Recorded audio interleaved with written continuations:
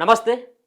Maoist అగ్రనేత అయినటువంటి Mallojula Venugopal alias Abhay కాసేపటి క్రితమే దేవేంద్ర ఫడ్నవీస్ మహారాష్ట్ర ముఖ్యమంత్రి దేవేంద్ర ఫడ్నవీస్ సమక్షంలో ఆయన లొంగిపోవడం జరిగింది. ఆయనతో పాటు 61 మంది, ఆయనతో కలిపి 61 మంది జనజీవన స్రవంతిలో కలవడం జరిగింది.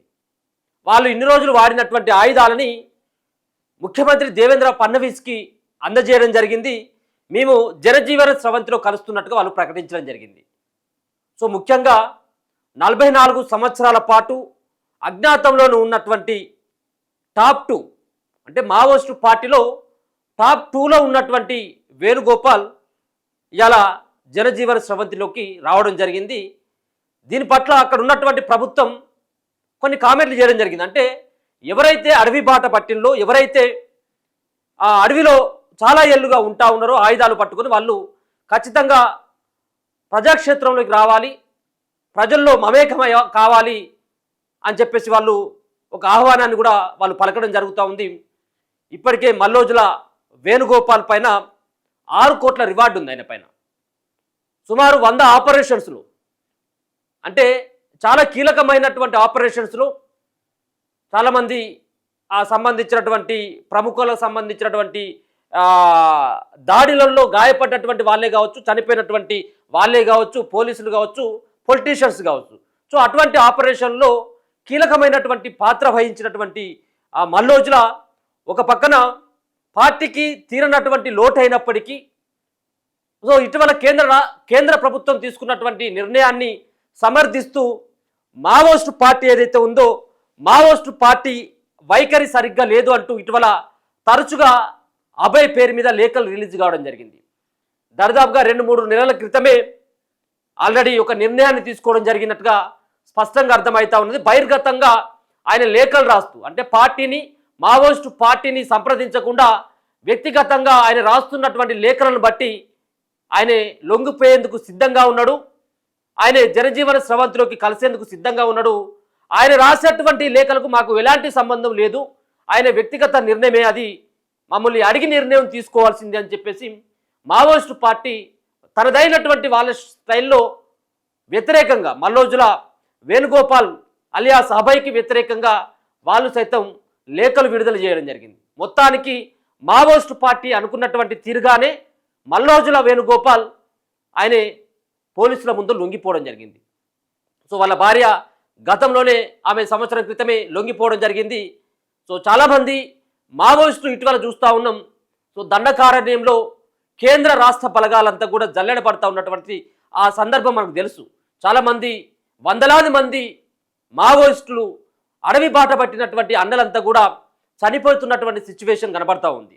సో ఇక మరి రాజ్య మార్గం అనుకున్నాడా, లేకపోయినట్లేదుంటే వయసు మీద పడ్డదని చెప్పేసి భావించిండా, ఆరోగ్యం సహకరించట్లేదని చెప్పేసి అనుకున్నాడా, లేకపోయినట్లేదుంటే వాళ్ళతో కొట్లాడడం సాధ్యం కాదనుకున్నాడో ఏమో తెలియదు. కానీ ఆయనతో పాటు మరో 60 మందిని ఎంబటేసుకుని వచ్చి వాళ్ళు ప్రజాక్షేత్రంలోకి రావడం జరిగింది.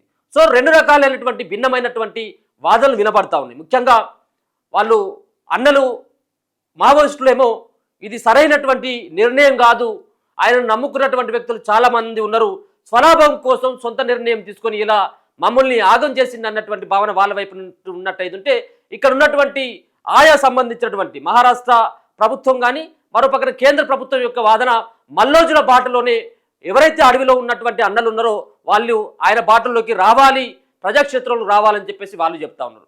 సో వాళ్ళు ఈరోజు ఇక్కడ కనబడతా ఉన్నది ఈయన 44 ఏళ్ల తర్వాత ఒకటే ఒక్క ఫోటో మల్లోజుల వేణుగోపాల్ లేకపోయినట్లయితే అభయాన్ని కొడితే ఇన్ని రోజులు ఒకటే ఒక్క ఫోటో వస్తుంది ఆయనది. అది ఎప్పుడు ఫోటోనో తెలియదు కానీ సో ఈరోజు ఆల్రెడీ కనబడ్డాడు. ఈరోజు మల్లోజుల వేణుగోపాల్ అనేటువంటి వ్యక్తికి ఇట్లా ఉంటాడు అనేది ఇప్పుడు బహిరంగ ఉన్నటువంటి ప్రపంచానికి, బాహ్య ప్రపంచానికి ఇట్లా ఉంటాడు అనేది తెలిసిపోయింది. 44 ఏళ్ల తర్వాత సో కుటుంబాన్ని వదిలి అన్ని వదిలేసి అడవిలోనే సహచరులు ఎవరైతే మావోయిస్టులు ఉన్నారో ఆమెనే పెళ్లి చేసుకొని అక్కడే ఉన్నటువంటి మల్లోజుల సో 44 ఏళ్ల తర్వాత బయటకు వచ్చింది ఆయన రూపం ఇట్లా ఉంటుందట. సో ఆయన దగ్గర ఉన్నటువంటి ఆయుధాలని నేరుగా ఆయనతో పాటు వాళ్ళు వాడినటువంటి ఆయుధాలని ఫడ్నవీస్కి అప్పగించడం జరిగింది. అంతేకాకుండా ప్రభుత్వం నుంచి ఏదైతే ఆయన పైన ఉన్నటువంటి రివార్డు 6 కోట్ల రివార్డు ఏదైతే ఉందో రివార్డుకు సంబంధించినటువంటిది కూడా ఆయనకు అందించడం జరిగింది. సో ఒకసారి కనుక మనం చూసినట్టయితే అది స్పష్టంగా కనబడతా ఉన్నాయి. సో మల్లోజుల వాళ్ళకు సంబంధించినటువంటి ఎవరైతే 60 మంది లొంగిపోయినలో ఇక్కడ వీళ్ళంతా కూడా అక్కడ ఉన్నటువంటి మహిళా మావోయిస్టులతో పాటు మిగతా ఉన్నటువంటి వాళ్ళు కూడా చాలామంది లొంగిపోవడం జరిగింది. ఇక్కడ ఉన్నటువంటిదే మల్లోజుల వేణుగోపాల్ అభయ్. సో పోలీసుల ముంగట ఆయా సంబంధించినటువంటి వాళ్ళపైన ఏ విధమైనటువంటి రివార్డు ఉందో ఆ రివార్డు వాళ్ళకు అందించడం జరిగింది. వాళ్ళేమో తుపాకులు అప్పగించడం జరిగింది. ఇక వాళ్ళు రివార్డు తీసుకొని ఆ దేవేంద్ర ఫడ్నవీస్ అక్కడ ఉన్నటువంటి గవర్నర్ మహారాష్ట్రకు సంబంధించిన గవర్నమెంట్లో ఉన్నటువంటి నేతలుగా అక్కడ ఉన్నటువంటి పొలిటీషియన్స్ కానీ పోలీసుల మధ్యలో వాళ్ళందరూ కూడా రావడం జరిగింది. వాళ్ళు గన్స్ కూడా అప్పగిస్తున్నటువంటిది కూడా మనకు కనబడతా ఉన్నది. సో అవన్నీ కూడా అప్పగించడం జరిగింది. ఆయనేమో ముఖ్యమంత్రి ఏమో ఆ రివార్డులని వాళ్ళకు అప్పగిస్తూ ప్రజాక్షేత్రంలోకి రావాలని చెప్పేసి ఆయన ఆహ్వానిస్తున్నటువంటి ఒక సిచ్యువేషన్ కనబడతా ఉన్నది. సో ఇది చూడవచ్చుగా వాళ్ళ దగ్గర ఉన్నటువంటి గన్స్ అవన్నీ కూడా. సో ఎవరెవరు లొంగిపోయిన్లు ఏందనేది ఒకసారి చూసేటువంటి ఆ ప్రయత్నం అయితే చేద్దాం. ఇది వాళ్ళకు సంబంధించినటువంటి మొత్తం 61 మంది, మొత్తం 61 మంది సిసిఎం సెంట్రల్ కమిటీ మెంబరు ఒకరు, అలాగే డిఎస్జెడ్సిఎం సభ్యులు 2, డివిసిఎం సభ్యులు 10 మంది, డివై సిఓఎం సభ్యులు 1, ఏసీఎం 6, పీపీసీఎం సంబంధించినటువంటి సభ్యులు 16, పిఎం అన్నటువంటి వాళ్ళు 25 మంది, మొత్తం టోటల్ 61 మంది. ఈయనతో కలుపుకుంటే 61 మంది వాళ్ళు పోలీసుల ముంగట లొంగిపోవడం జరిగింది. ముఖ్యమంత్రి ఫడ్నవీస్ సమక్షంలో వాళ్ళు ఈరోజు వాళ్ళకి సంబంధించిన రివార్డులను కూడా అందుకోవడం జరిగింది. ఒకసారి కనుక చూసుకున్నట్టయితే మల్లోజుల వేణుగోపాలరావు అలియాస్ భూపతి అలియాస్ సోను, అలాగే అలియాస్ సోను దాదా అలియాస్ వివేక్ అలియాస్ లక్ష్మీ రాజన్, అలాగే లచ్చన్న అభయ్ ఆయన పేరు మీద ఇన్ని పేర్లు ఉన్నాయి. మల్లోజుల వేణుగోపాలరావు ఆయన పేరు యాక్చువల్గా. సో వాళ్ళకి పేరు తర్వాత అలియాస్ దాదాపుగా 5-6 పేర్లు కూడా ఆయనకు చేర్చినట్టుగా తెలుస్తూ ఉంది. ఈయన central committee member, also belong to రాహి దళం అని చెప్పేసి ఆయన రాహి దళంలో పనిచేసేది అనేది స్పష్టంగా అర్థమవుతా ఉన్నది. ఇక సరోజ గారు సలాకుల సరోజ అలియాస్ లత, దీప, స్వాతి. సో వీళ్ళకు సంబంధించినటువంటి కూడా కనబడతా ఉన్నది. మల్లోజుల వేణుగోపాల్ది ఇక్కడ కరీంనగర్, ఉమ్మడి కరీంనగర్ జిల్లా పెద్దపల్లి ప్రాంతానికి చెందినటువంటి వ్యక్తి ఈయనంతా కూడా. సో ఈయనే కనబడతా ఉన్నది. అలాగే మోహన్ రెడ్డి, అలాగే రాజు, రాజేష్, ప్రియాంక, అలాగే గంగు, షాబీర్, మోయిన్ గవాడే, అలాగే సాగర్ సిద్ధం, పార్వతి, లత, రామ్దాస్ గవాడే, రవి, రాఘో మోహండా, మంజు కవాచి, కోస కవాసే, అలాగే మాంగోల జాగో వేలో, నీలా వెట్టి, కుంజం, సునీల్, అలాగే నిర్మల, ఇట్లా చెప్పుకుంటూ పోతే వీళ్ళందరూ కేవలం తెలంగాణ, ఛత్తీస్గఢ్తో పాటు మిగతా సంబంధించినటువంటి రాష్ట్రాలకు చెందినటువంటి వ్యక్తులు. మల్లోజులకు సంబంధించినటువంటి టీంలో ఉన్నటువంటి వాళ్ళు అనుకోవచ్చు మనం, ఎందుకంటే ఆయన కేంద్ర కమిటీ సభ్యుడు కాబట్టి. సో కేంద్ర కమిటీ సభ్యుడు అంటే మళ్ళీ టాప్ 2లో ఉన్నటువంటి వ్యక్తి ఆయనే. మావోయిస్టు పార్టీ పగ్గాలన్నీ కూడా మల్లోజులకే అప్పగిస్తారన్నటువంటి కొంత చర్చ నడిచింది. అంటే ఆయనకు ఆ విధమైనటువంటి ఏ విధంగా బలగాలు ఉంటాయి ఆయన చుట్టూరా అనేది మనకు తెలుస్తూ ఉంది. ఒక కేంద్ర కమిటీ సభ్యుడికి 60-70 మంది 100 మంది దానికి కూడా ఆయనకు రక్షణ కవచంలాగా వాళ్ళంతా కూడా కాపలుగా ఉంటా ఉంటారు. ఎవరైతే కాపలుగా ఉన్నారో వాళ్ళందరినీ కూడా ఆయన దారిలోకి తీసుకొచ్చుకొని మల్లోజుల వాళ్ళని కూడా తీసుకురావడం జరిగింది. మరికొంతమంది ఇంకొక 50-60 మంది సైతం కూడా వాళ్ళు కూడా లొంగుబాటుకు సిద్ధంగా ఉన్నట్టుగా తెలుస్తూ ఉన్నది. వీళ్ళందరూ కూడా ఆల్రెడీ వాళ్ళకి సంబంధించినటువంటి రైఫిల్స్ ఏవైతే ఉన్నాయో, వాళ్ళకి సంబంధించినటువంటి గన్స్ ఏవైతే ఉన్నాయో ఆ గన్స్ను కూడా సరెండర్ చేయడం జరిగింది. ఇగో వీళ్ళు వాడేటువంటి గన్స్ అంతా కూడా. సో మల్లోజులకు సంబంధించినటువంటి వెపన్ ఏదైతే ఉందో ఆ వెపన్ అదైతే అక్కడ రాయలేదు, కానీ మరి ఏ వెపన్ ఆయన చేసిందనేది తెలియదు, ఏ వెపన్ ఆయన సరెండర్ చేసిందనేది తెలియదు. ఆయన ఎడ్యుకేషన్ బీకామ్ ఐటీఐ చేసినట్టు ఆయన క్యాస్ట్ కూడా కనబడతా ఉంది బ్రాహ్మణ్. ఆయన కూడా ఇక్కడ కనబడతా ఉంది. District Peddapalli district Telangana. So ఇక్కడ ఉన్నటువంటి సలాకుల సరోజ గారు ఇన్సాస్ సంబంధించింది సంబంధించినటువంటి ఆయుధాన్ని సరెండర్ చేయడం జరిగింది. అలాగే రాజు అలా AK-47 సరెండర్ చేసిండు. రాజేష్ అన్నటువంటి ఆయనే ఎవరైతే మావోయిస్టుడో AK-47 ఇన్సాస్ సంబంధించినటువంటి తుపాకీ AK-47 అండ్ AK-47 ఇన్సాస్ అలాగే SLR తుపాకులు కూడా వాళ్ళ దగ్గర నుంచి స్వాధీనం చేసుకోవడం జరిగింది. అలాగే SG రైఫిల్స్ 80mm ఇట్లా చెప్పుకుంటూ పోతే పేలుడు పదార్థాలతో పాటు వాళ్ళు వాడినటువంటి ఆయుధాలను సైతం ముఖ్యమంత్రి దేవేంద్ర ఫడ్నవీస్ ముంగట సరెండర్ కూడా చేయడం జరిగింది వీళ్ళందరూ కూడా. సో వీళ్ళందరూ ఎవరు దాదాపుగా 61 మంది ఉన్నారు.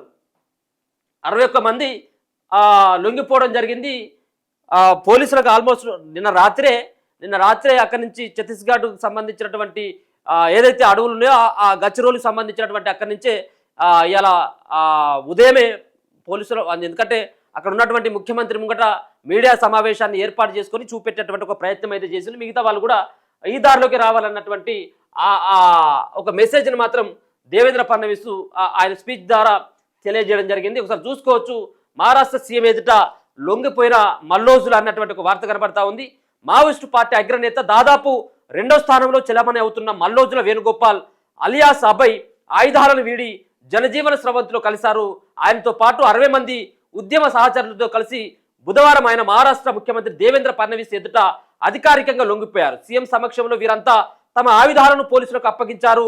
మల్లోజుల ఆయన బృందాన్ని సీఎం ఫడ్నవీస్ జనజీవన స్రవంతిలోకి ఆహ్వానించారు. తీవ్ర ఒడిదుడుకులతో సాయుధ ఉద్యమం బలహీన పడుతున్నదన్న ప్రచారం నేపథ్యంలో మావోయిస్టు పార్టీకి ఇది ఇబ్బందికర పరిణామమే. మావోయిస్టు పార్టీ వైఖరి సరిగలేదంటూ కొన్ని రోజులుగా మల్లోజుల బహిరంగ లేఖలు రాస్తున్న సంగతి తెలిసింది. ఈ క్రమంలోనే పార్టీలో దశాబ్దాలుగా జరుగుతున్న తప్పిదాలకు తానే కారణమని పేర్కొంటూ అత్యున్నత నిర్ణాయక కమిటీ పొలిట్ బ్యూరో నుంచి వైదొలిగారు. తాజాగా ఉద్యమాన్ని పూర్తిగా వదిలిపెట్టి అజ్ఞాతం వీడారు. మల్లోజులపై 100కు పైగా కేసులున్నాయి. సో ఆయన పైన మల్లోజుల పైన కూడా ఇటీవల తరచుగా ఎన్కౌంటర్లు అవుతూ ఉన్నాయి. పెద్ద ఎత్తున కూడా పోలీసుల యొక్క ఎదురు కాల్పుల్లో మావోయిస్టులు 10ల సంఖ్యలో చచ్చిపోతా ఉన్నారు. సో ఈ చనిపోయినటువంటి మావోయిస్టుల యొక్క జాడని కూడా చెప్పింది మల్లోజుల లొంగిపోయినటువంటి మల్లోజుల వేణుగోపాల్ రావే కారణం అనేది వాళ్ళు చెప్తున్నటువంటి అంశం. మిగతా సంబంధించిన మావోయిస్టులు చెప్తున్నారు. సో వాళ్ళ జాడ ఎట్లా తెలుస్తుంది, వాళ్ళు ఉన్నటువంటి ఆ ప్రదేశాన్ని కూడా యాజ్ ఇట్ ఈస్గా పోలీసులకు చెప్పినటువంటి వ్యక్తే అవే అని చెప్పేసి కూడా వాళ్ళు ఆరోపిస్తూ ఉన్నారు. మల్లోజుల సొంత రాష్ట్రం అది మన తెలంగాణ రాష్ట్రమే. పెద్దపల్లికి చెందిన మల్లోజుల వెంకటయ్య అలాగే మధురమ్మ దంపతులకు వేణుగోపాలరావు ఆయన 3వ సంతానమాట. తెలంగాణ సాయుధ పోరాటంలో పనిచేసిన తండ్రి నుంచే వేణుగోపాల్ ఆయన 2వ అన్న కోటేశ్వరరావు స్ఫూర్తి పొందారు. చదువు పూర్తయిన అనంతరం తన అన్న పిలుపు మేరకు ఉద్యమంలో ప్రవేశించారు. పార్టీలో ఆయనను అభయ్, సోను, భూపతి అలాగే వివేక్ పేర్లతో పిలిచేవారు. మల్లోజులపై 6 కోట్ల రివార్డు ఉన్నట్లు గడ్చిరోలి పోలీసులు ప్రకటించారు. ఆ 6 కోట్ల రూపాయలకు సంబంధించినటువంటి రివార్డును సైతం కూడా ఆయన దేవేంద్ర ఫడ్నవీస్ ఆయనకు అందించినటువంటి సిచ్యువేషన్ అయితే కనబడతా ఉంది. ఒక 44-45 సంవత్సరాలకు అడవి బాట పట్టినటువంటి మల్లోజుల మళ్ళీ ఇలా జనజీవన స్రవంతిలో కలిసినట్టుగా మనకు ఈ వార్త ద్వారా స్పష్టంగా అర్థమవుతాం. చూస్తూనే ఉండండి మన తొలి వేరు.